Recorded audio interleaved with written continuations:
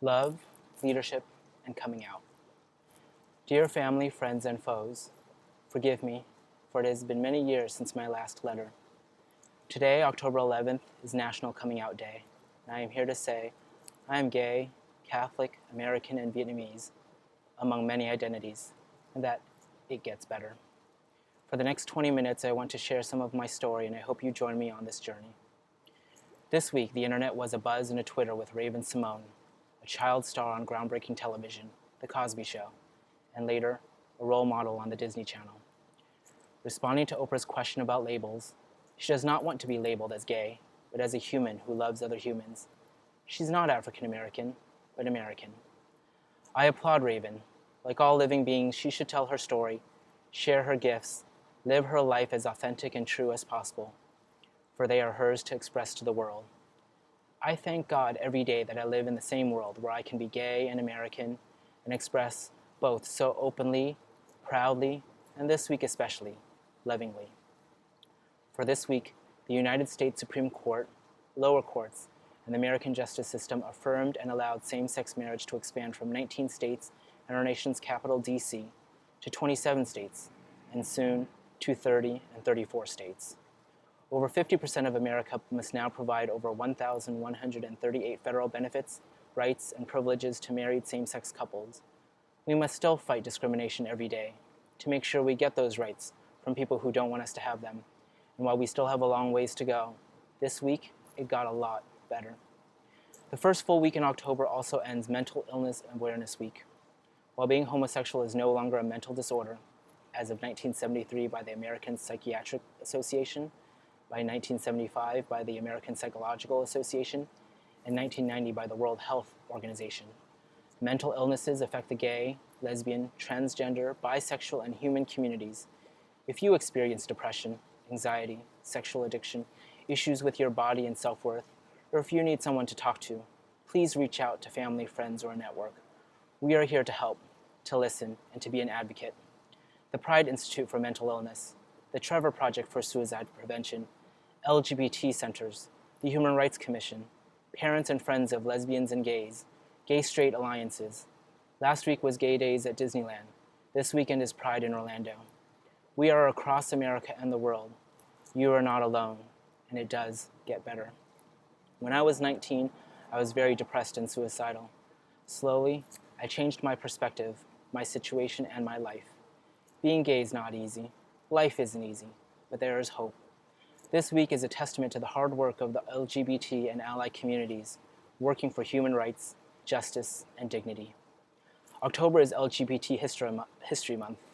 Thank you Harvey Milk, George Moscone, Edie Windsor, Ellen DeGeneres, Rosie O'Donnell, Rachel Maddow, Jodie Foster, George Takei, Sir Ian McKellen, Sir Elton John, Councilman Todd Glory in San Diego, and millions of LGBT heroes, heroines, and allies who have come before us.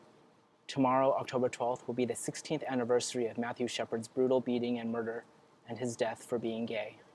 I wear this shirt in solidarity and remembrance of him. You fought, you died, you were bullied and discriminated, so we would have a better life. Thank you. In the words of Harvey Milk, every gay person must come out. As difficult as it is, you must tell your immediate family. You must tell your relatives. You must tell your friends, if indeed they are your friends. You must tell the people you work with. You must tell the people in the stores you shop in. Once they realize that we are indeed their children, that we are indeed everywhere, every myth, every lie, every innuendo will be destroyed once and all. And once you do, you will feel so much better. Thank you, Harvey, for challenging us to come out and for making us feel better, no matter the amount of pain and suffering and loneliness we all bear during the difficult hours. October is Domestic Violence Awareness Month. While we have so much to be proud of, we live in a violent world of war, famine, disease, hopelessness, despair, and brutality in our hearts and in our homes. Over 40% of the homeless youth in America are lesbian, gay, bisexual, or transgender. No matter how you feel about this, it is a crime against humanity that young people, especially, endure violence and rejection at the words and hands of their own parents, families, faith communities, and nation. You know the old American adage of sticks and stones? Well, they do break bones, and words hurt. They hurt deep, and they hurt for a long time. Now with the internet, words live on in tweets, on Facebook, and there's even new words for internet trolling and bullying in all aspects of life. Shout out to the Lace Up Stand Up movement against bullying in schools in San Diego, and Ben Cohen as an ally to the gay community and his Stand Up Foundation, and to all organizations trying to help and end domestic violence and homelessness. Sometimes there's just so much pain and depravity in the world that it's hard to focus on hope and healing. But here too, it gets better. 20 years ago in 1994, a small rock opera about AIDS was workshopped in New York City, and 2 years later it won the Tony Award for Best Musical. Its hit song has become a gay anthem and a song of pride for many. 525,600 minutes, 525,000 moments so dear, 525,600 minutes. How do you measure a year? In daylights, in sunsets, in midnights, in cups of coffee, in inches, in miles, in laughter, in strife. 525,600 minutes. How do you measure a year in the life? How about love? How about love? How about love? Measure in love. Seasons of love, seasons of love, of love. 1 year ago, I was in a dark place. I have been stuck for years. According to Abraham Maslow, there is a hierarchy of needs. While Maslow never used a pyramid, his hierarchy is often depicted with 5 needs. The bottom 4 are deficiency needs, beginning with physiological, the need for water, food, sleep. Then safety, the need for a family or community, a job, a house, a home for protection. Then love and belonging, the need for family and friends to accept you, to love you, to support you. Then esteem, the need for self-worth, confidence, respect of others, and by others. And finally, when the 4 deficiency needs are met, one may self-actualize, be self-aware, be creative, be moral, and solve problems. I think for a long time I was stuck.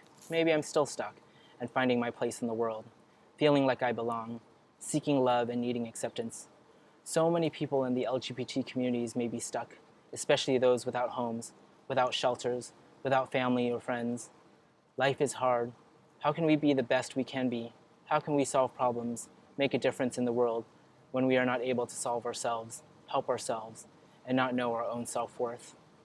In a similar way, Erik Erikson advanced his theory of childhood and adult development at each stage of growth. They are dichotomies and a yin-yang of forces to balance. As babies, we grow to trust and mistrust. As infants, we sense autonomy and shame. As young children, we learn to take initiative and experience guilt over wrong actions. In childhood, we learn to feel better and smarter about ourselves or inferior to others, as we compare ourselves to those around us. In the teenage years, we question our identity and identify with different groups and cliques, trying to find where we fit. And as we enter adulthood, we struggle with intimacy and isolation. And here, for me and for so many, we get stuck, especially if we don't know who we are. We are filled with questions and crises. In my dark moments, I am isolated and alone. And in our fragmented and digital world, it is hard to make lifelong and true friendships. I still struggle with who I am and who I want to be. If we are lucky and grow up to adulthood, we build careers, family, and deep friendships. And as we grow old, we know who we are. Our ego accepts life, our accomplishments as well as our failures, and we attain some wisdom and hopefully some peace before death. So in truth, we are always learning and growing to be better, more authentic versions of who we are and who we are meant to be. But we don't grow in a bubble. For Urie Broffenbrenner, we are part of nested systems that affect our growth and the world around us. First, our microcosm includes our family, our friends, our schools, our neighborhoods, our workplaces, our churches. Second, our mesosystem connects them. How do we interact with our teachers, our family members, our peers, our friends, and our coworkers and our parishioners? Third, our ecosystem of shared environments and their influences include the media, politics in our communities, our work, our churches, even our homeowners associations, and our urban cities, and how they affect our lives.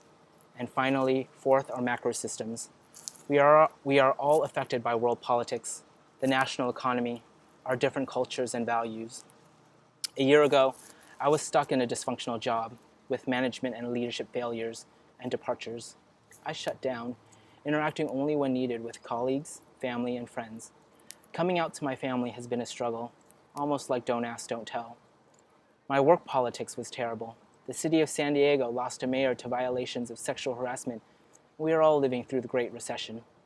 The decisions of generations before us, to cut taxes, to wage wars, to ruin our economy and our job prospects for a lost decade. These were beyond our control, but they affect every part of our being.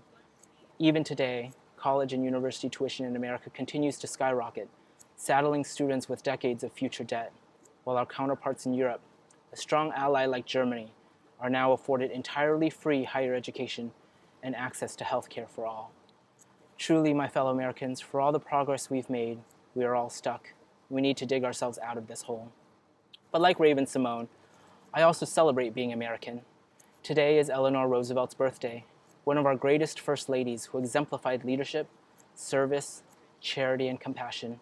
And as Lee Greenwood sings, I am proud to be an American, where at least I know I'm free. And I won't forget the men who died, who gave that light to me. And I'd gladly stand up next to you and defend her still today. 'Cause there ain't no doubt I love this land.